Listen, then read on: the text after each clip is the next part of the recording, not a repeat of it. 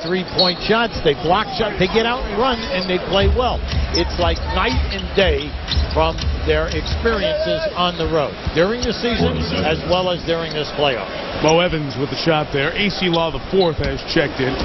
This could have been, might still be, the future point guard of the Atlanta Hawks. This guy was taken in the 11th overall pick by the Hawks a couple of years ago out of Texas A&M. But back problems his rookie year. He has been injury-plagued throughout as Evans with a chance for the three-point play. Terrence Kinsey with the foul. Mike, as a college player, this young guy, Law, was really a physical force at the college level. You see the home and road record for the Hawks, and that's what you're talking about, the points. 20 fewer points away from Atlanta. Well, just look at the field goal percentage. See, that's really big. And then also the opponents.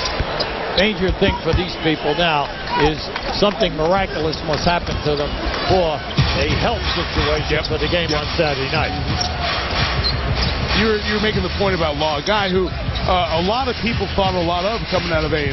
Well, there's a debate whether they have not seen him enough because he seems to always get injured. A year ago as well as this season. Then all of a sudden, when you come back off the injury, you're expecting to get time. Well, ahead of you, they have Bibby, and then they have Flip Murray. So unfortunately for him, he slides into the third guard at the point position. And you need a third point, but they're hard to play. That's right. Yeah. Where do you find the minutes, Mike? Especially developing one when, you're talking about trying to, one, keep your job for Mike Woodson, two, keep developing a team. It's a young team that needs Mike Bibby's leadership on the floor. So, one, the guy's not healthy, and two, you can't sacrifice that time trying to win games and get the home court, which they did. That's right. And it did them well. They won Game 7 of the first round against Miami. Nice. Thomas Gardner knocks down that three. It's the second three-point knock for the undrafted second-year man out of Missouri, and timeout taken by the Cavaliers. Yeah, well, Mike Woodson is trying to get them to make the extra pass, and that's what we saw on that possession. It was nice to see. Make the second pass out of the trap, you'll get a wide-open three-point. After a sweep of Detroit, 8 days of rest, there was no rust. LeBron received the MVP, dominated the first half, and knocked the Hawks out by 27. Seen staying here for Game 2 here tonight, and it's been a complete effort by the Cavs. 18 assists on their 35 field goals, frustrating the Hawks, and James punctuating the end of the first quarter and the second quarter with a dunk and a 40-footer, all part of the one-sided first half. It was 59-35 at the half, 30-point Cavalier lead after 3, and as we check our GMC game track, even the 8-0 run by Atlanta has not matched the really poor performance from their three best offensive players. Joe Johnson out with an ankle injury. There are LeBron's numbers likely for the night. But one more time here, it's the defense for the Cavaliers. They'll probably be around 77 points still, average allowed in the first 6 playoff games. Well, it's been very impressive. Now, they just suffocated Detroit, and they've done it here to Atlanta in the first 2.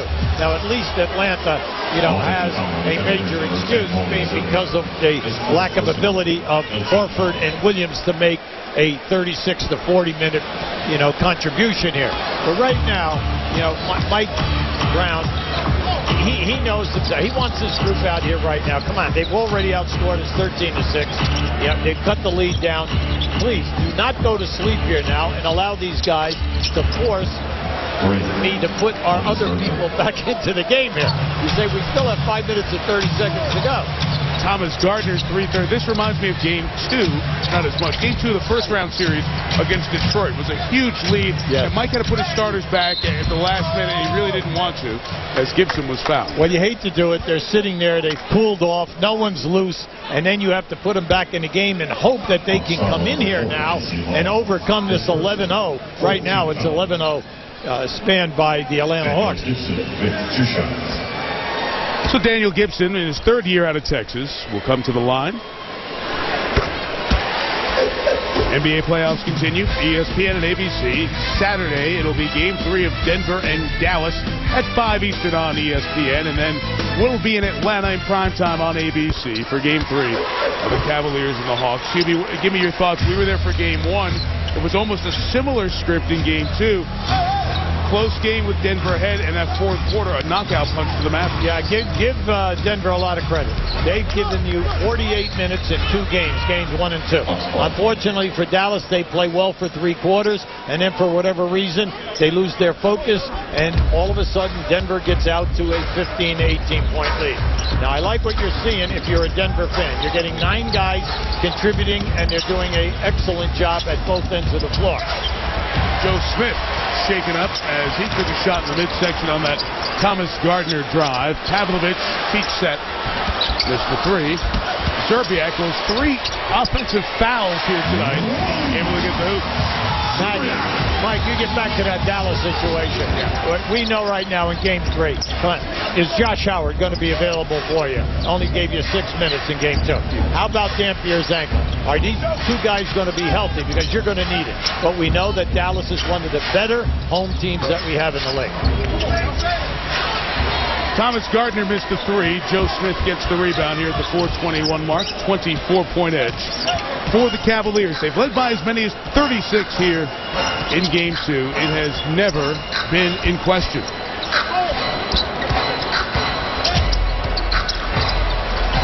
Nice. Deflected by AC Law. 3 to shoot. Pavlovic.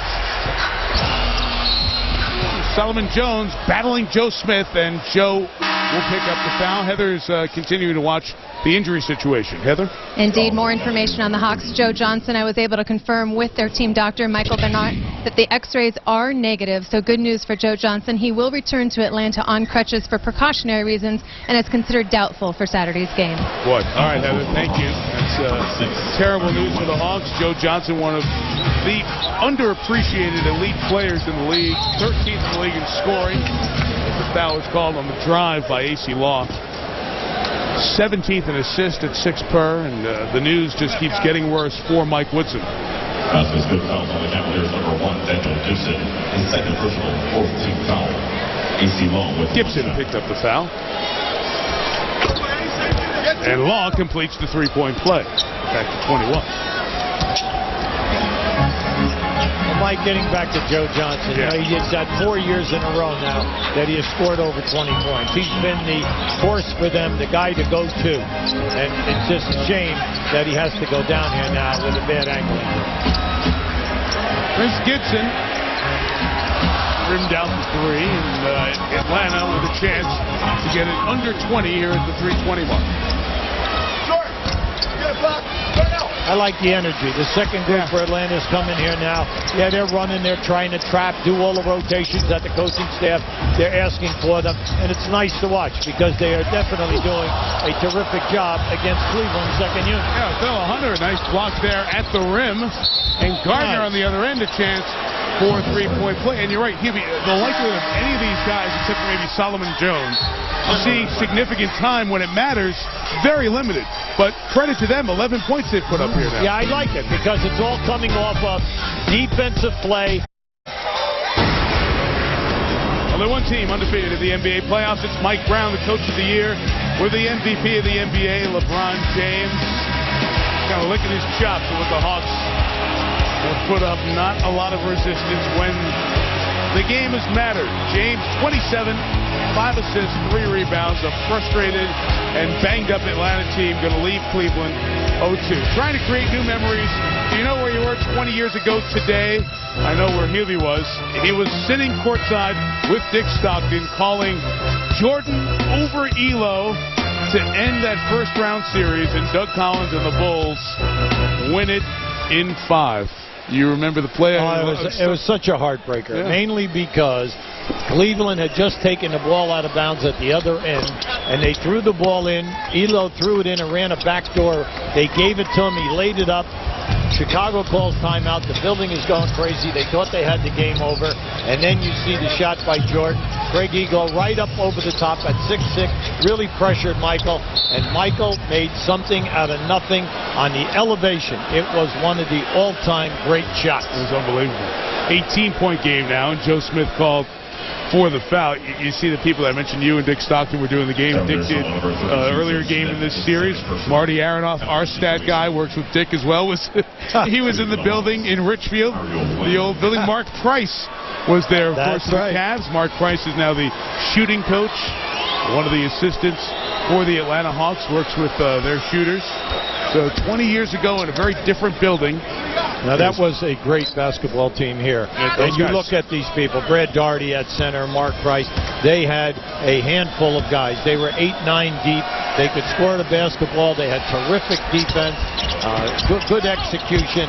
Lenny Wilkins was coaching that team. It was just a really nice team to watch play basketball. Hunter with the dunk, and this game that was 36 is now a 15-point margin with 2:34 to go. Once again, hustle. Can't get it in bounds. That's exactly right. Great. This is great. And you love it when your second unit guys come in. Do what you ask. And now we know they're not doing it against the first unit, but it is execution and chemistry. Back here in Cleveland, the deficit was 36. They've cut 21 into it. Mike Woodson is getting exactly what he asked for out of his group.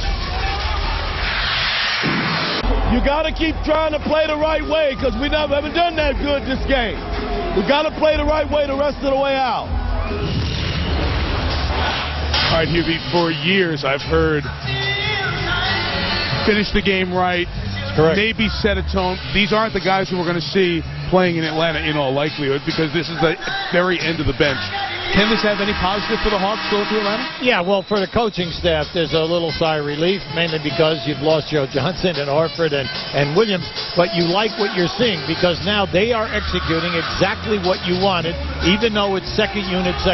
Right. They're not doing this against Cleveland's first club. Oh, you mean LeBron's not out there? Oh, no.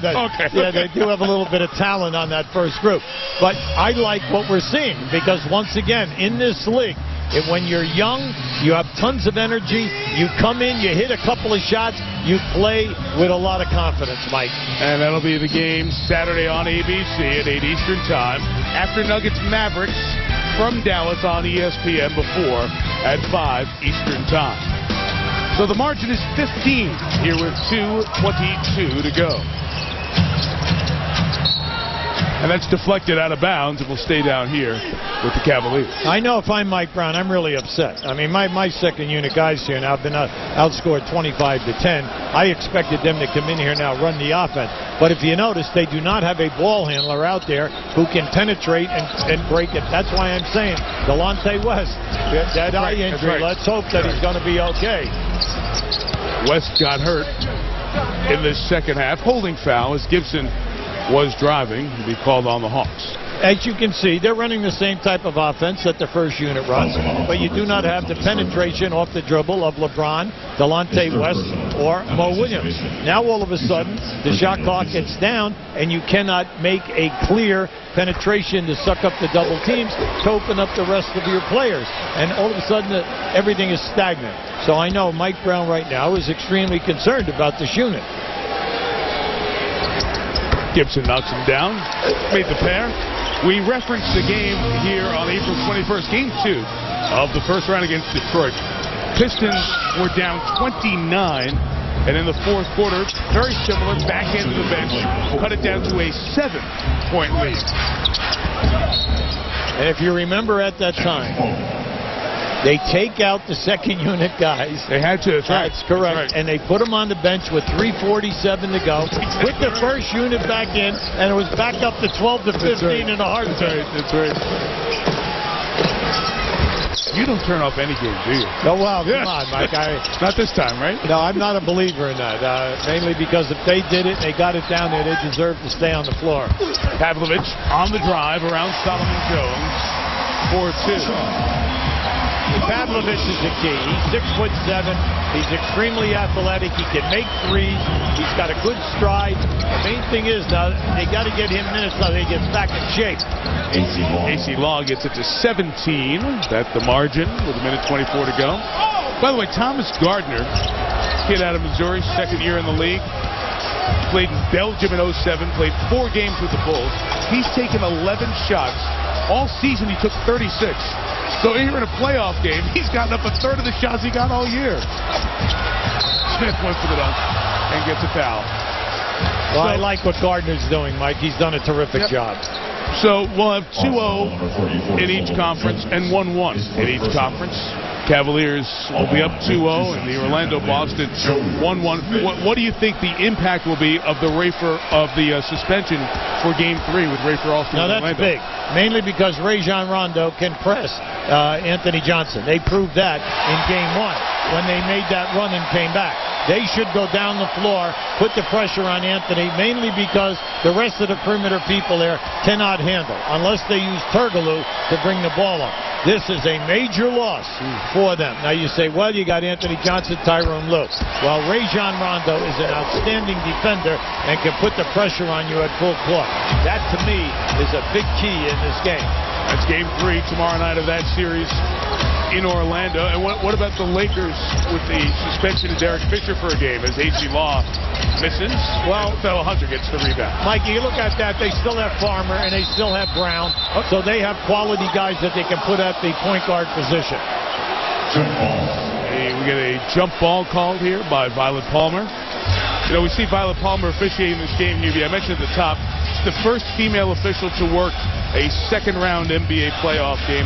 One of 2 female officials in the NBA. She and Dee Cantor in here 11 years ago got it started. Violet had worked 4 playoff games before this year and has worked about that many here in this year's postseason. She was a very good player in her own right, fouled by Hunter. Yes. She won 2, her team won 2 Division II college championships as Cal Poly Pomona. And you give her a lot of credit. The only female official in the league and one of the 27 here to work games in the second round. Well, think about the pressure from her first year. What she had to overcome, not only by be accepted by the other referees, but every building that she goes in. Yes. And you got to give it to her, and I was happy to see her get the second round game. Well, the largest margin of victory in back-to-back playoff games. When they were up 36, it sounded like a good thought, but you throw in the Denver-New Orleans game from earlier this playoff season, and that kind of changed it. Right now, we're at 48 with a margin back-to-back playoff games. A moment ago, when Joe Smith was at the line, you heard the fans cheering as the Cavs got to 100. Fans receiving 3 chalupas for the 100. It's amazing. The folks shell out great money for tickets, and they get all fired up by fast food. Good for them. Enjoy your chalupa. Wally's gotten back into a nice rhythm. In the Detroit series, you know, he got some minutes, but not a lot of minutes. And mainly because they were alternating 2 guys at that position. But in this series, he's off and he's running, and you can see he's got a smooth release. Cavs will have to get it across midcourt, and that's it. Cleveland Cavaliers. Thomas Gardner with the steal. Take another shot. Why not? With the AC Law to close. 105-85. The final margin will be 20.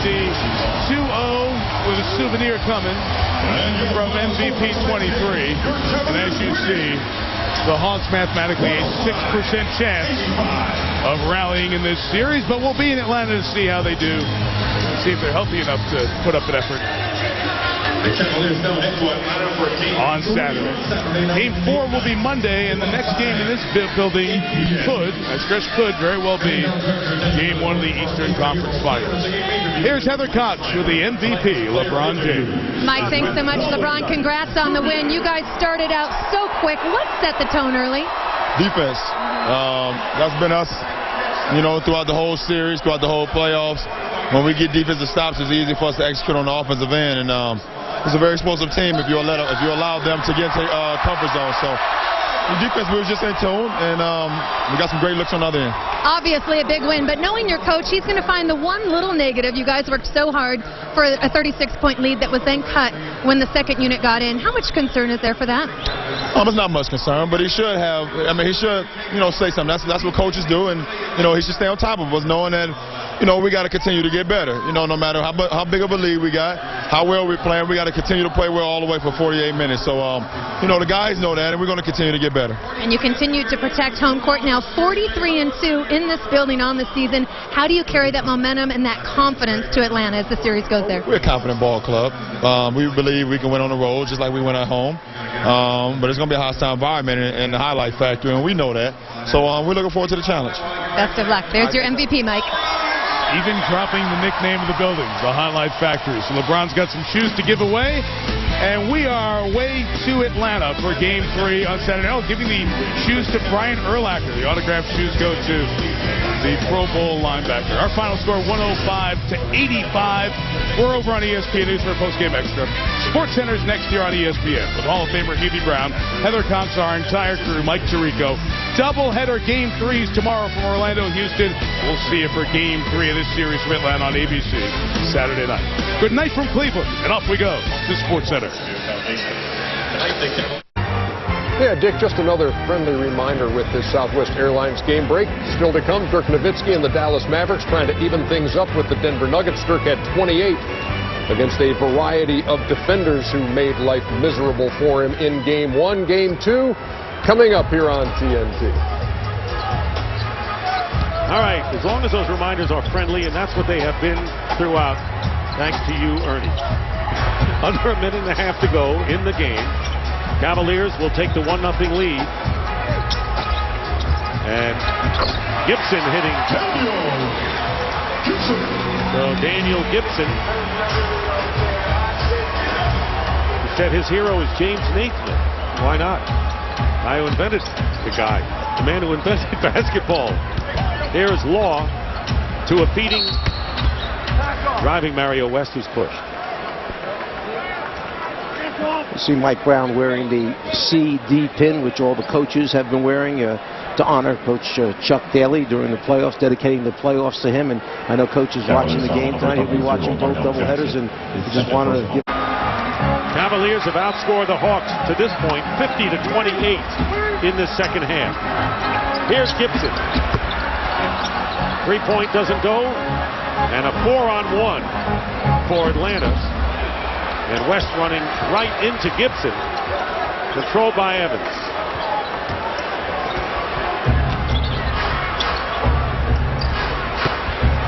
And the rebound by Jackson. So the Cavaliers 39-2 at home in the regular season. Now go to 3-0 at home in the playoffs. Standing ovation, and what a night to remember on the night LeBron James became the first Cavalier to capture the NBA's Most Valuable Player award. The Cavaliers beating the Hawks 99-72 to take a 1-0 lead in the best-of-7 second round. Cavs are now 5-0 in this year's playoffs. James with 34 and 10. Mo Williams with 21. Josh Smith at 22 for the Hawks. You know, the ceremony was going to happen, but we still had a game to play, you know, and we didn't want to rain on the ceremony by not coming out and preparing ourselves the best way to come out and play. And we had some lapses in the first half, but we got it going in the third and fourth quarter and took care of the game. For Mike Fratello, Cheryl Miller, rest of the crew, Rodney Bowen, our producer, Howie Singer, our director, Dick Stockton saying goodnight from Cleveland. After a quick break, we'll send it to Ernie Johnson in our studios in Atlanta. So long, everybody. After a sweep of Detroit, 8 days of rest, there was no rust. LeBron received the MVP, dominated the first half, and knocked the Hawks out by 27. For Game 2 here tonight, and it's been a complete effort by the Cavs. 18 assists on their 35 field goals, frustrating the Hawks, and James punctuating the end of the first quarter and the second quarter with a dunk and a 40-footer, all part of the one-sided first half. It was only one team undefeated in the NBA playoffs. It's Mike Brown, the Coach of the Year. We're the MVP of the NBA, LeBron James. Kind of licking his chops with the Hawks. Have put up not a lot of resistance when the game has mattered. James, 27, 5 assists, 3 rebounds. A frustrated and banged-up Atlanta team going to leave Cleveland 0-2. He should have, he should, say something. That's what coaches do, and, he should stay on top of us, knowing that we got to continue to get better. No matter how big of a lead we got, how well we're playing, we got to continue to play well all the way for 48 minutes. So, the guys know that, and we're going to continue to get better. 105 to 85. We're over on ESPN News for Postgame Extra. Sports Center's next year on ESPN for Game 3 of this series from Atlanta on ABC Saturday night. Good night from Cleveland, and off we go to Sports Center. Douglas over Villanova in the house tonight. LeBron and the Cavaliers doing their thing. Al Horford, Marvin Williams both sitting out Game 2. Closing seconds of the first quarter, LeBron one-on-one against Solomon Jones. Yeah, that's a mismatch right there. Anytime a guy goes down a lane with no resistance and dunks on you backwards, that's embarrassing for the Atlanta Hawks. That's just not right. Second quarter, LeBron on the bench. Mo Williams in a jump ball against Flip Murray. Williams wins the jump ball, and LeBron on the bench.